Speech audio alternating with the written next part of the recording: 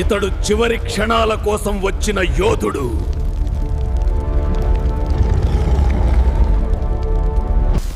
But what stands before him isn't human. It's a machine.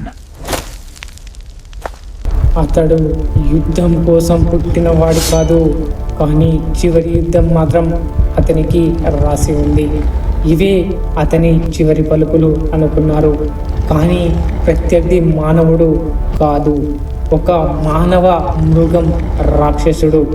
రక్తం చిందే ఈ పోరాటం ఒక్కసారి ప్రారంభమైతే దీనికి ఆగే అంచు ఉండదు. బలానికి బలం, బుద్ధికి సాంకేతికత. ఇది ఓ సర్వైవల్ వార్.